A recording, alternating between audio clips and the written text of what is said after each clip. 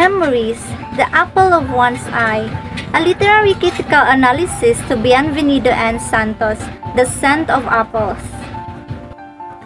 Bienvenido N. Santos, also known as Ben, is the chosen literary author for this independent critic paper.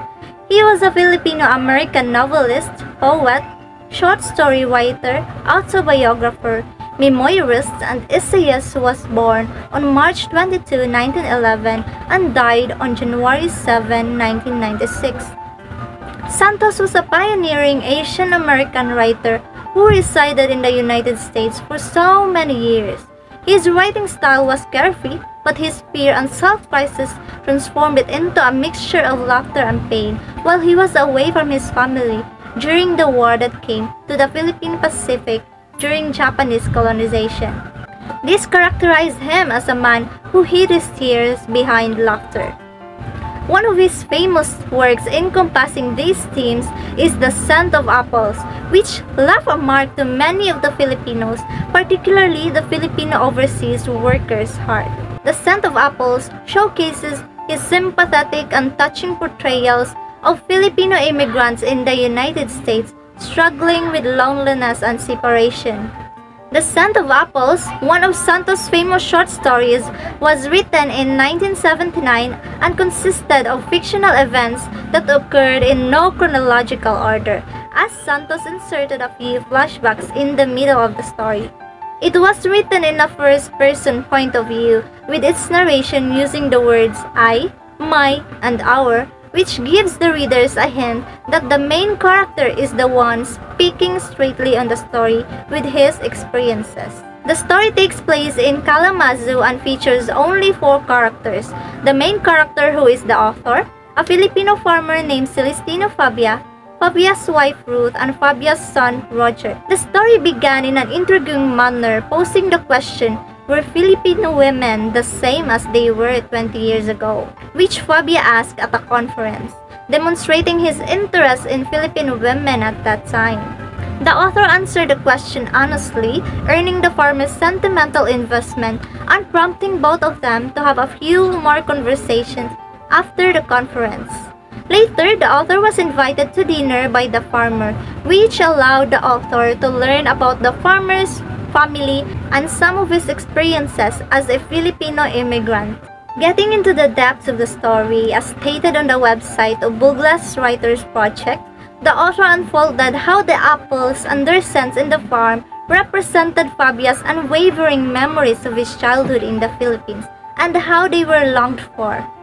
The story ended on a cliffhanger scene in which the author offered to come to Fabia's hometown to send news about him in the Philippines as a token of gratitude for the dinner. But Fabia declined and left with him with a wave of gratitude, saying, "No one would remember me now." The story in which the author is the main character depicted what it was like to live abroad. This enabled Santos to connect his own experiences while living in the United States away from his family. Being an immigrant makes you feel alone in a big crowded world because you cannot talk to or touch the people you care about in your hometown. The story also revealed how people were classified as low class and first class during that period of time, as evident on how Fabia described the author as a first class and an expensive visitor to be accommodated, and himself as a poor low-class farmer. However, this was not a barrier for the authorities in providing assistance to low-income people, particularly when Fabia became ill with acute appendicitis in the dead of winter, and the mailman rushed him and his wife to the nearest hospital. Furthermore, it was revealed how the author and Fabia's family got along quite well over dinner through a great deal of accommodation, as well as how these classifications were resolved. Santos hasn't really ceased emphasizing the positive relationship between city dwellers and rural dwellers. This is also true in terms of solidarity despite differences, because Fabia is only a Filipino farm worker, but the empathy that is witnessed from his American wife when he was ill demonstrated that love and humanity knows no financial, cultural, or citizenship barriers.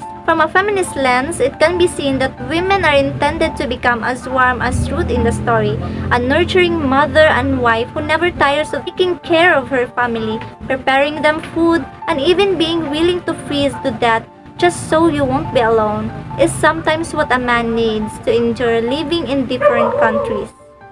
On a personal note, there was a dilemma of emotions and a sense of being forgotten behind the title of the short story, and despite not being in the exact situation, there was a part of me that relates to a separation and longing for some significant people. The scent of apples remind the people of how valuable our time is when we still have someone we call family and can still talk to them. Personally, this work can be seen as a tool for the closed-minded to open their minds, particularly those who have been misinterpreting people working abroad. Critics believe that some immigrants leave their hometown only after failing to find a job that meets their financial needs here in the Philippines, and that even if they appear to have everything they want abroad, it's not an easy life as most imagine. One thing that relates to the current situation we have now was observed on the author's remark. It will interest you to know that our women have changed, but definitely on the outside only. As that was also what we women can characterize ourselves from the past years compared to now. Women may have changed, but one thing is certain. We still value inner beauty more than external appearance.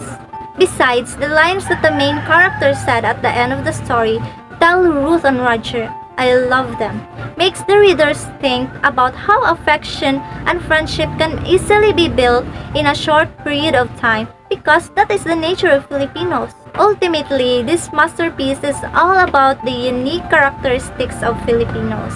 Santos revealed how we, Filipinos, carry the innate traits we have as Filipinos regardless of where we are in the world.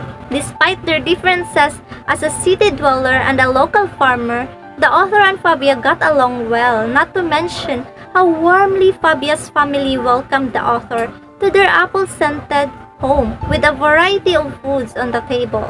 This story exemplified one of the most important characteristics of Filipinos, which is hospitality. Thus, this story serves as a message to all Filipinos that being an immigrant to other countries is a unique experience that explains various elements such as isolation, alienation, joy, happiness, and reverie. Being an immigrant means being surrounded by the scent of apples, which is not as prevalent in one's home country, but oddly reminds one of it.